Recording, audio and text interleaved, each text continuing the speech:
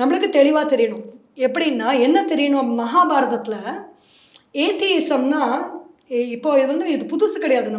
நம்ம பாரத தேசத்தில் சாருவாக்கம்னு ஒரு ஒரு ஒரு பద్ధதி இருக்குது, ஒரு ஃபிலாசபி. சாரு வாக்கா.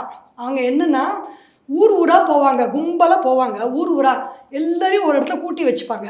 கடவுள் இல்லை, கடவுள் இல்லை, கடவுள் இல்லை, ரிணம் தத்வா கிருதம் பிபேத் அப்படின்னு, நீ கடன் வாங்கியாத நெய் ஊற்றி சாப்பிடு. இந்த சரீரம் இருக்குல்ல, இந்த சரீரம் போச்சுன்னா அவ்வளோதான், ஒன்றும் கிடையாது, கடவுள்லாம் ஒன்றும் இல்லை, அடுத்த உலகம்னா ஒன்றும் இல்லை, தர்மம்லாம் ஒன்றும் இல்லை, நீ நல்லா சாப்பிடு, நல்லா வாழு இப்படின்னு ஊர் ஊராக போய் சொல்லுவாங்க. இதுதான் சார்வாக்கான்றது. அவங்களையும் ஏற்றுன்னு இருக்காங்க நம்ம பாரத தேசத்தில். ஏன்னா ஒரு ஹோட்டல்னு போனோம் அப்படின்னா ஒருத்தருக்கு பூரி பிடிக்கும், ஒருத்தருக்கு மசால் தோசை பிடிக்கும், ஒருத்தருக்கு, ஏன்னா எல்லாருமே கடவுள் தான்.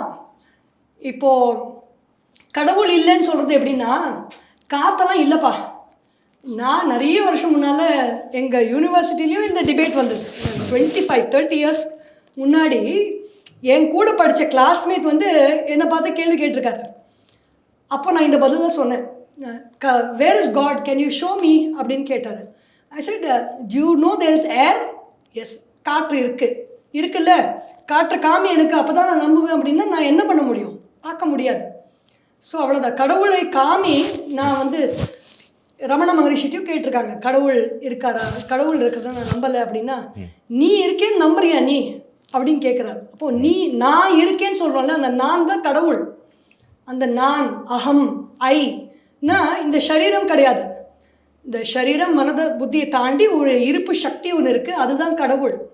அது இருக்குன்றது நமக்கே தெரியுமே, அவங்களுக்கும் தெரியும். அவங்க அந்த சக்தியை வச்சு தான் அவங்க கடவுள் இல்லைன்னு எப்படி சொல்கிறாங்கன்னா, அந்த கடவுள் சக்தியை வச்சு தான் அவங்க கடவுள் இல்லைன்னு சொல்ல முடியும். எப்படி இருக்குன்னா, ஒரு டார்ச் லைட்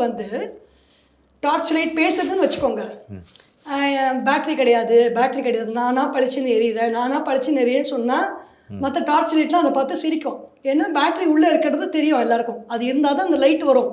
ஒரு பேச்சு சக்தி ஒன்று வெளில வருதுனாலே உள்ளுக்குள்ளே அந்த பேட்ரி இருக்குன்னு தான் அர்த்தம். அந்த பேட்ரி தான் கடவுள், அந்த எனர்ஜி, அந்த சக்தி தான் கடவுள். அதை பார்க்க முடியாது, அதை பிரித்து டார்ச் லைட்டோட பேட்டரி பிரித்து அந்த லைட்டு பார்க்க முடியுமா? டார்ச் லைட்டு இருக்குது, பேட்டரி உள்ளே இருக்குது, லைட் போட்டால் லைட் வருது. இப்போ மனிதர்கள் தான் கடவுள்னு சொல்லுவாங்க. அந்த லைட்டு பேட்டரி எடுத்து பார்க்க முடியுமா? முடியாது.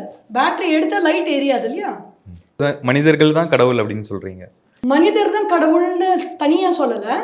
எஸ், அந்த அண்டர்ஸ்டாண்டிங் கரெக்ட் தான். எல்லாமே எல்லா ஜீவராசிகளும் கடவுள்.